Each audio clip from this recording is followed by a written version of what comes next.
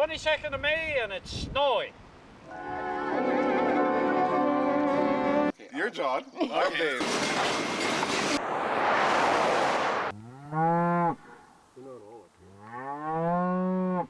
Finally, we get some real nice weather.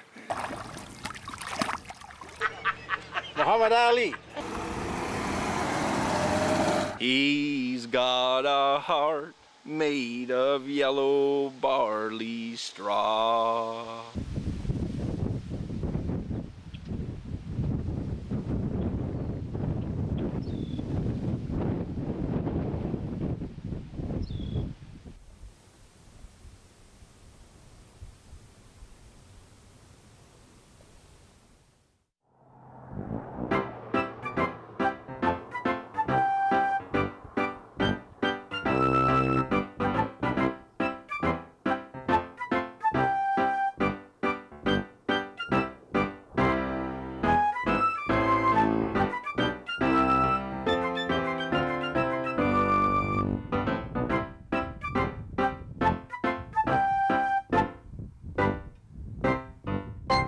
Hi, I'm John. And I'm Dave. We're the hardware guys. Actually, Dave, I left hardware and I sell real estate now. Well, that's okay, John. You're still a hardware guy at heart. Right on.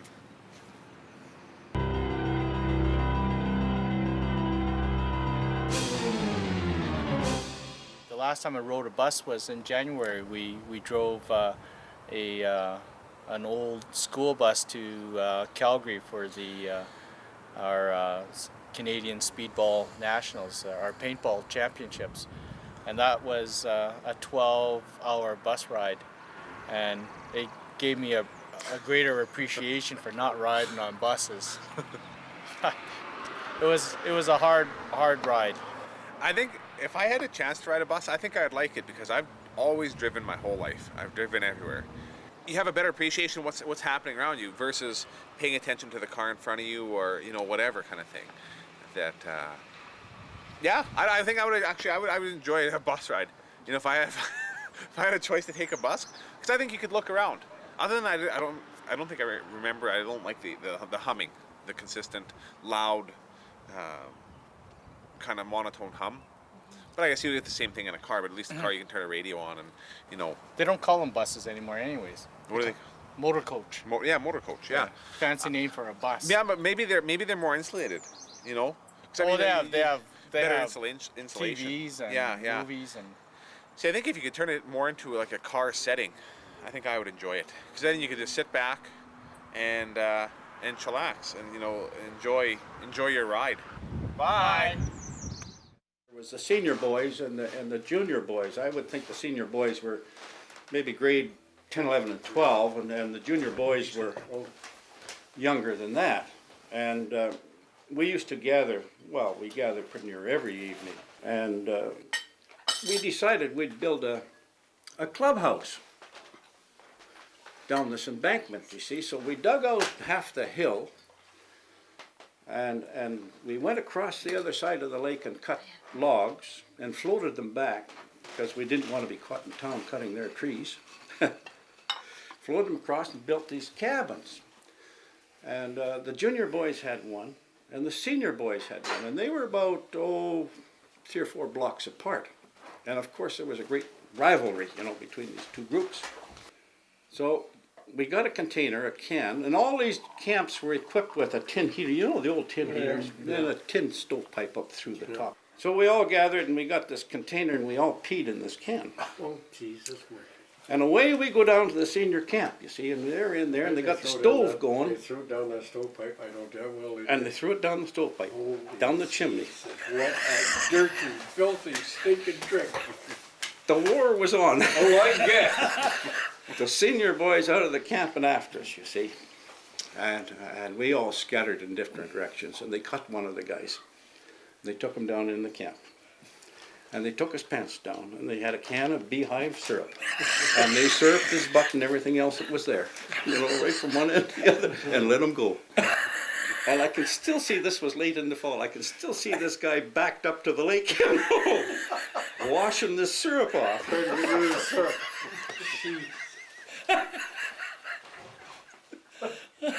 That's tarred and feathered. Oh, man.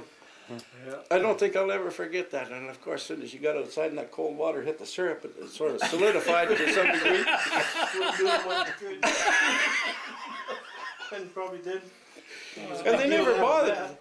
They never bothered with the rest of us. You see, they got Caught a kid, that's they all caught they one need. of them, and that they issued the That's punishment, something. and that was it.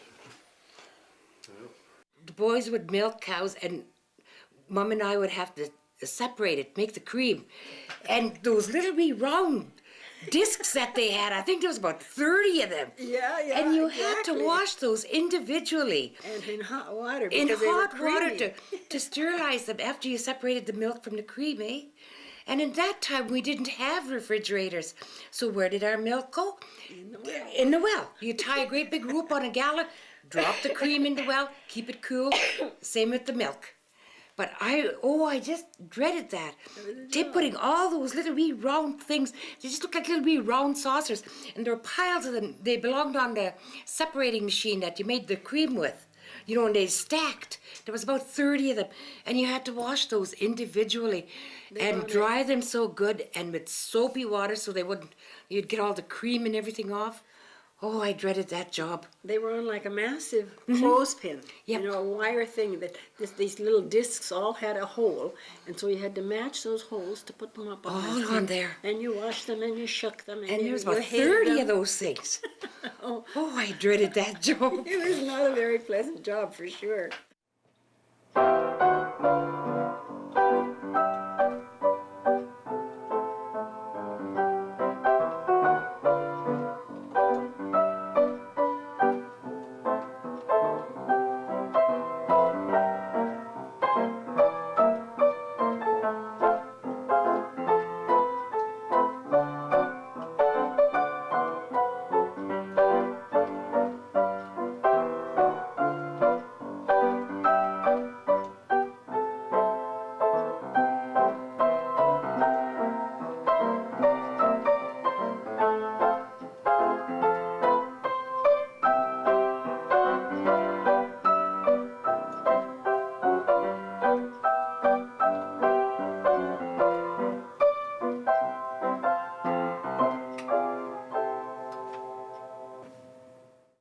We've been working the Bluebird Trail for about 35 years. We started doing it with the Junior Natural History Society, but they grew up, of course, and left, and so my friends always helped me with the Bluebird Trail, and this has been going on for many years. I guess we went about every 10 days or 2 weeks because they didn't all hatch at once. So you'd have to go back and check the ones that hadn't been ready to band, weren't old enough to band, or were still eggs, and you'd have to go back. And then you'd go back when the tree swallows hatched and do the same thing all over again. And then the bluebirds would nest again, and you'd go back and do those.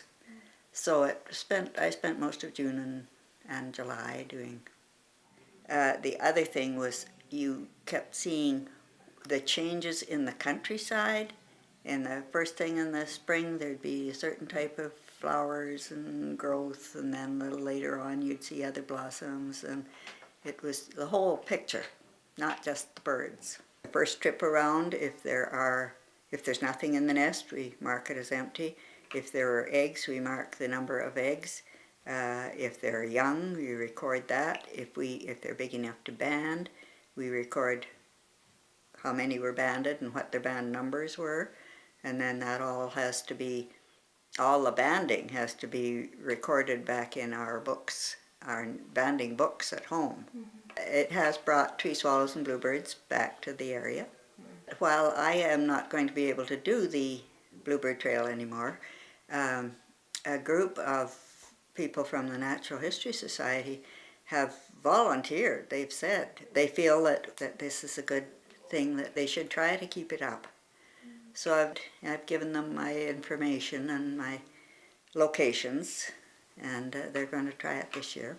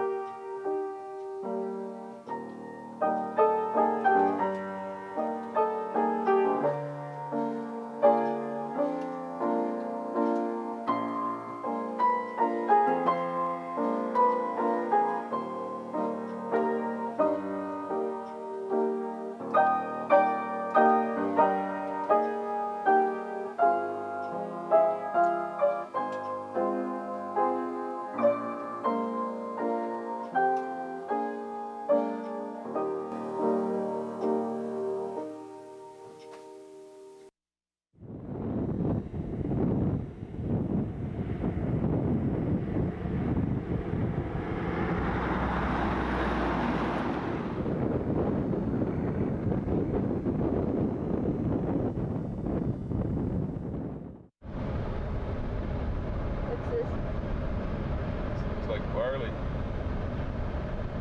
But it's lodged quite badly in places. It's what? Lodged. That's when it goes flat, gets twisted up and sort of goes down. They call that lodging, and it doesn't ripen or fill as good as it should when it's in that stage. So you lose some of the grade in that. How does that happen? Wind and rain, and on a heavy crop. You know, if the crop's heavy, then What's that? this is just wheat, you see, and it's not as tall, and it's not affected by lodging nearly as badly. It's either so heavy or his swather isn't working very good because it's bunching up in places. And that gets ugly when you go to combine it, because as soon as your combine takes up that gob, it sort of plugs up, everything stops, and then you got to get out and pull it out by hand. So, or else you just creep slowly into them, so that it doesn't plug up. So that's where you try and swath it in an even fashion. Then you can go with your combine at a set speed and not keep changing it. That crop over there, it's canary seed. Well, it's sold by the pound rather than by the bushel. But can you imagine a whole huge field of seed just for people to feed their pet birds? There's money in it. I guess it's very itchy to combine. Is it? Yeah, I think they have developed a newer strain that's not quite as itchy, but they say it's far, far worse than barley or oats as far as the dust is concerned. Apparently the blossoms of the flax plant only last for a few hours.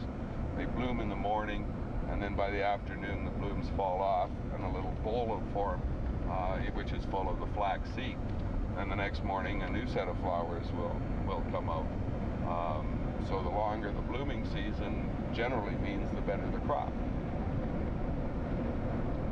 The canola has to cure for a couple of weeks in the swath before you can combine it, because the seeds have to turn black. You're not allowed to have any more than a very few green seeds in it, okay? So when you start combining it, you'll take a sample in, and they'll determine how many green seeds are in it.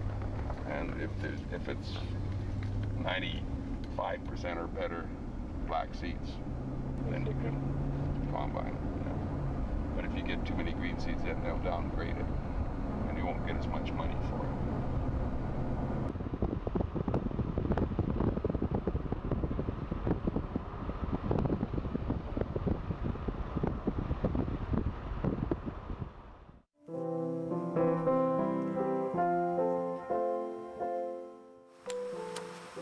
Cayenne pepper to get rid of the ants. I'm going to try and put them under those ornamental plums out at the front there. If I get it full of pansies, maybe I won't have weeds.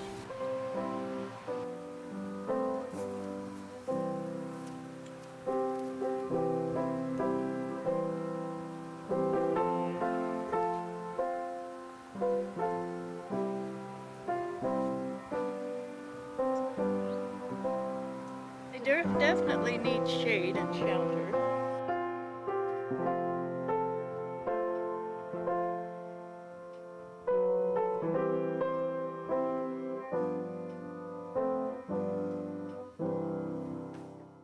What's your name, sir? Jack Mickley. And do you watch Life Without Borders? Oh, gosh, sure I do. Well, this is for Life Without Borders. Let me introduce Are you? You're not. What are you? Donna, yeah. Oh, sure Nice to I meet watch. you. Oh, that's nice seeing you. This is Dick Rathgeber. He's the Oh, Gravel Road I man. see. Life Without Borders. Yeah. Oh no. I like it. It's about our country here. That's right. Yeah. And tell me about yourself. Do you live here in town or do you farm? Yeah, we just live a little ways from here, just around the corner here. We live in Dysart, yeah. And have you lived here long? Around Dysart all my life, I guess. Yeah. What do you do for a living? Well, we farmed, and now we're retired, and yeah. What kind of farm did you have? Oh, it was cattle and grain, yeah. What did you like about it? Oh, it's so while you're out there, you're all alone. It's so free and so, I don't know, how would you describe it? It's just space, and it's just, I don't know. It's Do you think Saskatchewan is beautiful? Oh yes, yeah, we live by Jumping Deer Creek, and yeah, and it was nice there, yeah. The land is so gorgeous, hey, in the sky. Oh yeah, that's big sky, you know. Yeah. And you're married? Yeah. And what's your wife's name? Delphine. Uh-huh. And Yeah. what's she like? Pardon? What is she like? Tell me about her. Oh, she likes housekeeping too, and whatnot, you know. And how long have you been married? 51 years. Oh yes, yeah.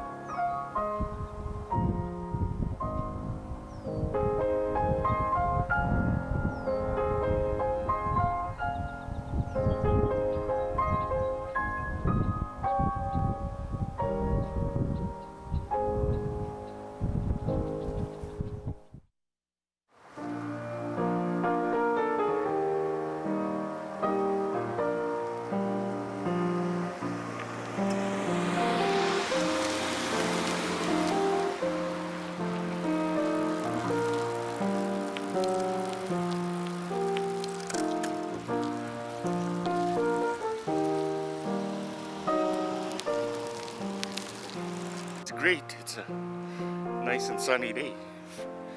The farms will be happy. They can get a good start on harvest anyways.